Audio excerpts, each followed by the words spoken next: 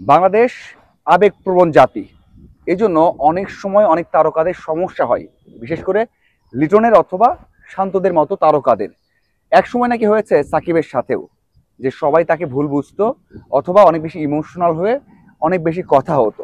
হ্যাঁ, বলছি, কোচ মোহাম্মদ সালাউদ্দিন একটা কথা বলেছেন লিটন দাসকে নিয়ে, যে আবেগপ্রবণ জাতি বলেই তার বারবার সমস্যা হয়। তবে হ্যাঁ, স্বীকার করেছেন যে তাকেও কিছু জায়গায় চেঞ্জ করতে হবে। দেখুন, বিষয়টা এসেছে এই কারণে যে লিটন দাস যখনই ক্যাপ্টেন হয়েছেন বা প্রেস কনফারেন্সে আসেন, তখনই আমরা জানি যে এমন কথা বলেন যেটা কিনা সবসময় দর্শকদের বিপক্ষে যায় অথবা সাংবাদিকদের বিপক্ষে যায়, যে তাদের কারণেই তার খেলা হচ্ছে না অথবা অধিনায়কত্ব করা হচ্ছে না। আপনারা হয়তোবা সেটা এর আগেও দেখেছেন। তবে এই সাপোর্টার বা এই সাংবাদিক তারাও তো অনেক বড় অবদান রাখে। সমর্থকরা আজকে এতটা ভালোবাসে বলেই তো ক্রিকেট এই জায়গায় এসেছে। স্পন্সরশিপ হোক, তারকাদের খ্যাতি হোক, সবকিছু মিলিয়ে এটা কোনো একটা বাধা হতে পারে না যদি তারকারা পারফর্ম করেন।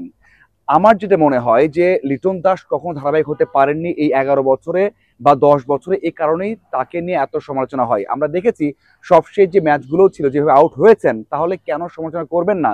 একজন তারকা যদি 10 বছর খেলার পর এরকম আউট হন বা দায়িত্ববোধ বা দায়িত্বশীলতা না দেখান, তাহলে তো কথা হতেই পারে, সেটা সব জায়গাতেই হবে। কিন্তু সেই জিনিসটা কিন্তু লিটন দাস সেভাবে নিতে পারেন না, অথবা কোচিং স্টাফ থেকে সেটাই বলা হয় যে আমরা আবার সমর্থকরা অনেক বেশি কথা বলি বলেই তাদের উপর একটা ইম্প্যাক্ট পড়ছে। দেখুন, লিটন দাস যখন ক্যাপ্টেন্সি নিয়েছেন বা 4টে ম্যাচে ক্যাপ্টেন্সি করেছেন, টি-20-তে রান কত করেছে জানেন? 4 গড়ে রান করেছেন। তো তাকে নিয়ে আলোচনা তো হবেই। তার একটা মাত্র উপায় যে তাকে পারফর্ম করতে হবে, তাহলে কথাটা কিন্তু হবে না। কিন্তু লিটন দাস 4টে ম্যাচে ক্যাপ্টেন্সি করেছেন, রান করেছেন মাত্র 4 গড়ে। মানে এটা তো কোনোভাবেই গ্রহণ করা যায় না। গত 1 বছরে শান্ত যে রান করেছেন তার থেকে কম রান বা কম স্ট্রাইক রেট, কম গড় তার টি-20-তে। তাহলে কেন কথা হবে না? প্রশ্ন কেন আসবে না? অবশ্যই আসবে। লিটন দাস ক্যারিয়ারে ম্যাচ খেলেছেন টি-20 95টা, তার গড় 22। তাহলে আপনি যখন 95টা টি-20 খেলছেন 10 বছরে, 22 গড় ধারাবাহিক না, তখন তো কথা হবে। এবং ক্যাপ্টেন্সি পেয়েছেন। আমি জিজ্ঞাসা করেছিলাম যে ক্যাপ্টেন্সি পাওয়ার পর তো কথা হবেই, যেটা সাকিবের সাথে হয়েছে, মাশরাফির সাথে হয়েছে, আহ, হয়েছে তামিমের সাথে, অথবা অন্য যে কোনো ক্যাপ্টেন তাদের সাথেও হবে। লিটন দাস কি প্রস্তুত আছেন এবার সেগুলো গ্রহণ করার জন্য? তখন বলেছেন হ্যাঁ, তাকে কিন্তু এই বিষয়টা শিক্ষা নিতে হবে, না হলে বারবার সমস্যায় পড়তে পারেন। দেখুন, আমার যেটা মনে হয়, যদি বলেন যে বিশ্লেষণ করা অথবা তাকে দেখা বা এতদিন কাভার করা, সেই অভিজ্ঞতা থেকে বলতে চাই বা বলতে পারি, আপনাকে পারফর্মার হতে হবে। ক্যাপ্টেন্সি তখনই আপনার কাছে ইজি হবে যখন আপনি পারফর্ম করতে পারবেন। যেটা একটু আগেই বললাম, শান্ত কিন্তু তার থেকে ভালো করছে 1 বছর, তারপরেও টিকতে পারেননি বা ছেড়ে দিতে বাধ্য হয়েছেন, ফ্রি থাকতে চেয়েছেন।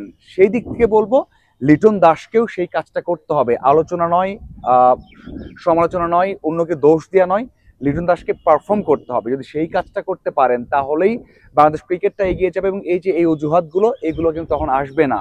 সেটা কিন্তু শেষ দিকে অবশ্যই বলেছেন মোহাম্মদ সালাউদ্দিন যে হ্যাঁ, তাকে পারফর্ম করতে হবে। এবং সবচেয়ে বড় বিষয় হচ্ছে, যে প্রেস কনফারেন্সটা হয়েছে সেখানে সবচেয়ে বেশি কোশ্চেন হয়েছে লিটন দাসকে নিয়ে। যদিও এটা ক্যাপ্টেন্সি নিয়ে প্রেস কনফারেন্স না, প্রেস কনফারেন্স ছিল আরব আমিরাত এবং পাকিস্তান সফর নিয়ে, কিন্তু সেখানে বেশি প্রশ্নই হয়েছে লিটন দাসকে নিয়ে। কারণ এমন একজনের হাতে দেওয়া হয়েছে টি-20 ক্যাপ্টেন্সি, যখনই ক্যাপ্টেন্সি করেছেন তার পারফরমেন্স খারাপ হয়েছে, যখনই ক্যাপ্টেন্সি করেছেন তখনই অনেক বেশি আলোচনা সমালোচনা হয়েছে সমর্থক এবং সাংবাদিকদের নিয়ে।